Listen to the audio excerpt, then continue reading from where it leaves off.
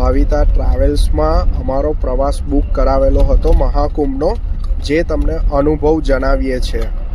આ ગોધરાથી છે, આ ભાઈ 9 જણા ગોધરાથી લઈને આવ્યા છે।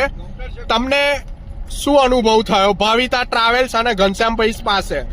કોઈ જાતનો કોઓપરેટ થયા નથી અને અડધા ઓર્ગેનાઇઝ કરીને અડધેથી ભાગી ગયા છે। હવે આગળ પછી શું કરવું એના માટે કોણ જવાબદાર? અમે સિનિયર સિટીઝનો છે,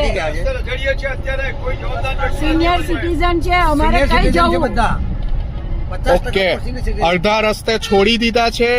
ઘનશ્યામભાઈ ભાગી ગયા છે। ભાવિતા ટ્રાવેલ્સમાં નોંધાવું નહીં, બરોબર છે? તમે જેને પણ બુકિંગ કર્યું હોય તે લઈ લેજો, તમારા રૂપિયા પરત લઈ લેજો। અમને તો હવે ખબર નહીં, પોલીસની મદદ દ્વારા અમે લોકો ઘરે પહોંચી રહ્યા છે અને એક બીજો પરિવાર છે જેમને સીટ પણ નથી અવેલેબલ। તમને કેવું લાગ્યું ભાવિતા ટ્રાવેલ્સમાં? અમારી સીટ હતી, એ સીટ અમને આપી નહીં અને અમને કીધું હતું કે તમારી સીટો કન્ફર્મ છે, પણ અમારી સીટો અહીં અંદર આવ્યા પછી અમને સીટ આપી નથી।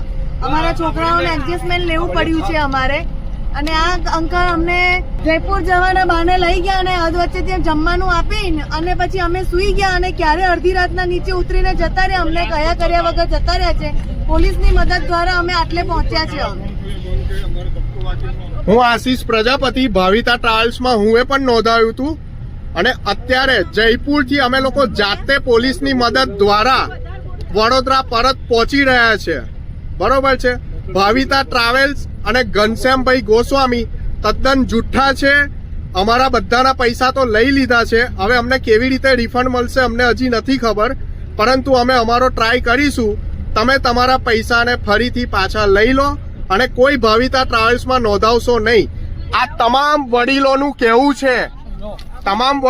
કહેવું છે, ભાવિતા ટ્રાવેલ્સમાં આ રીતે પ્રવાસ ના કરાય।